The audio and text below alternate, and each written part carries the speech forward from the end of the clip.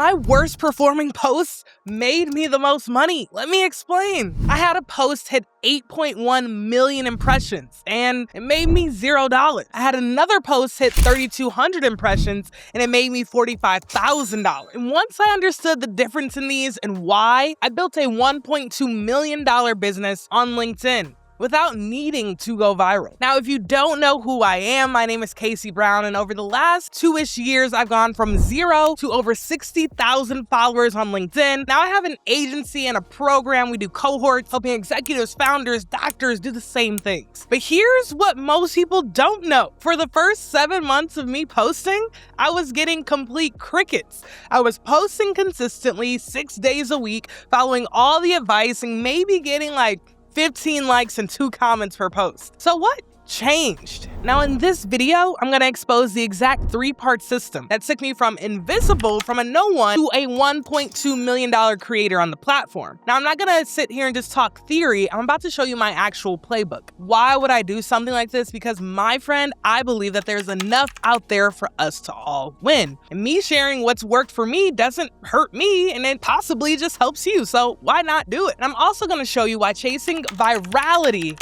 is the fastest way to stay broke on this platform. Now, with that said, let's get into it. Now, here's how most people approach LinkedIn. They start with the views, likes, follower counts. They think if I can just get more eyeballs, the money will follow. So they start chasing virality. They post every day, they copy what the big creators are doing, and they optimize solely for the algorithm. And some of them actually succeed, especially on a platform like LinkedIn. They get the followers, they get the engagement, then they realize they still have no business. And I see this consistently. People with 50,000 followers making $0. People with 100,000 followers who can't even close a client. Why? Because they're playing the attention game when they should be playing the authority game. The attention game is solely about reach, maximum eyeballs, entertainment value, and just going viral. The authority game is about positioning and packaging, trust with the right people, being the obvious choice for a specific problem. Same platform, completely different games. And the strategies that win one game will actively hurt you in the other. Now, let me show you what I mean. So this is February 2024, and I open my laptop and I post about Serena Williams. It was a post about how she could freely express herself at the Black-centered Super Bowl halftime show, the Kendrick Lamar halftime show. But 12 years earlier at Wimbledon, she actually faced criticism for doing the crip walk dance. Now, the post challenged how we think about authenticity in professional environments, and it went viral. 8.1 million impressions, 10,000 new followers overnight. News outlets were actually reaching out to do interviews and have the article on their platforms. And do you know how much money I made from that single post? Zero.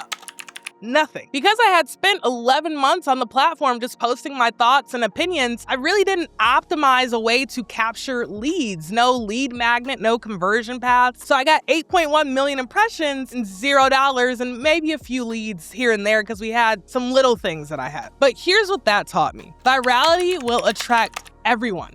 And everyone is not your customer. When you go viral, you get followers who may never buy from you. And worse, they may dilute your positioning. The algorithm starts rewarding generic content because generic content just reaches more people and more of your audience is starting to engage with it. And that was my wake-up call. So I strategically started to rebuild everything after that. And I did it around a simple 3-part system. Part 1 is strategic positioning. Part 2, intent-based content.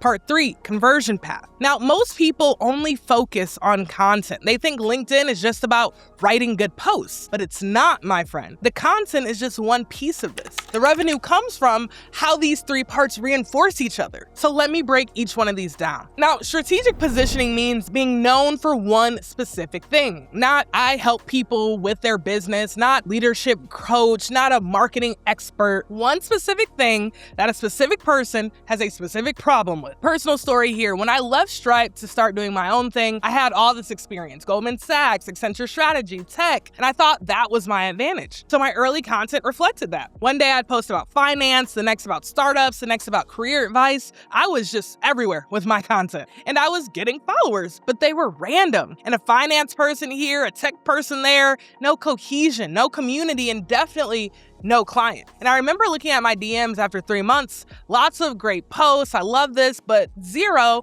how can I work with you messages. And that's when I realized being interesting isn't the same as being hireable. So I made a hard choice. I niched down to one thing, helping executives and founders who are great at what they do, but invisible online, build personal brands that generate revenue. That's it. LinkedIn, executives, leaders, coaches, doctors, revenue-generating personal brands. And I said no to everything else. No general marketing advice, no startup content, no finance takes. And within 90 days of that shift, I had my first $50,000 month. And here's why positioning matters so much. When you're known for one thing, people can explain your value to someone else. Oh, you need help with your personal brand and LinkedIn? Go talk to Casey. Word of mouth becomes possible. And when you're known for one thing, you become the obvious choice, my friends. There's no comparison shopping. You are the person for that problem. So here's a test. Can you fill in this sentence? I help specific person who struggles with specific problem achieve specific outcome. If you can't answer that clearly, your positioning isn't tight enough, and no amount of content will save you. Now, positioning gets you clarity, but it does not, hear me right, my friend, it does not get you clients. That is where part 2 comes in. And this is where I made a $50,000 mistake that changed how I write every single post. Now, most people create content to get engagement, to get that dopamine rush, to get likes and comments and shares. I create content to signal 2 things: expertise and transformation. And here's how I think about it. Your content is a funnel. Top of the funnel, you have your authority content, which is about 20 to 30% of what I post. Personal stories, contrarian takes, industry observations. The goal here is to make people think, dang, this person sees things differently. Middle of the funnel is your value content, about 60% of what I post. Frameworks, case studies, lessons I learned. People should walk away from these posts saying, dang, I learned something that I can take action on immediately. And then bottom of the funnel is relationship content. This is about 20% of what I post. Questions, polls, direct invitations to engage. The goal with this content is to move relationships off platform. Now, most people post too much top of funnel content. Lots of personal stories and hot takes, but no substance. They become LinkedIn famous with no real business results. And my friend, I know this because I've made this mistake on many platforms. Or a lot of people fall into this bucket. They post too much bottom of funnel content. Every post is just a sales pitch and they come across as desperate. This ratio that I've just explained, this helps you keep in the sweet spot. Now, here's the $50,000 lesson that I mentioned. I analyzed my posts that actually converted into business conversations versus my posts that just got likes. And there's one massive difference, and it is reading level. My posts that drove revenue, they're a 4th grade reading level. My posts that got vanity engagement but no business, they're a 12th grade reading level. Subconsciously or maybe consciously, I was writing to impress my peers instead of serving my prospects. I was just trying to look smart and sound smart on the platform. Now, here's a real example from my own drafts. You can clown me in the comments. But I was writing a post and the first version of this said, establishing a differentiated professional identity requires systematic cultivation of domain authority signals. Boo. That was me just trying to sound smart, and that is 12th grade. That is from an actual draft. Now, the final version of this post read something like this. People don't hire the most qualified person. They hire the person they've heard of. Same idea here, but it's 4th grade. And that post got me 8 calls booked. Now, lesson learned. Now I run every post through an app called Hemingway before I publish, and I make sure the reading level is 4th grade or lower every time. You can use Hemingway. It's a free website. Use it. Trust me on that one. Now, part 3 is the conversion path, and this is where most people completely drop the ball. You need a clear, simple path from attention to conversation. Somebody sees your content, and then what happens next? For most people, the answer is nothing. They see the content, maybe they follow you, and then they will forget you exist. Here's my conversion path. Content leads to a lead magnet, a free guide, a framework, something valuable that requires an email. An email then leads to nurture, a sequence that builds trust over time. I personally do a 5-day email course that delivers real value. And if you want to see it, you can find that link somewhere in the comments. Nurture then leads to conversation. By the time someone books a call with me or engages into finding out about our cohorts, they already know me. They know how I think. They've consumed my content. They've read my emails. The sales call is at this point just based basically a formality. So when I finally set this up, after that 11-month mistake, everything changed. Our first cohort of Brick by Brick is a coaching program that we run. We do about 5 cohorts a year. It's sold out in 24 hours. One LinkedIn post, one email to my list, over 300 people raised their hand for 15 spots. It was gone in a day. No ads, no webinar, no sales team, just content, email list, and a clear path. That doesn't happen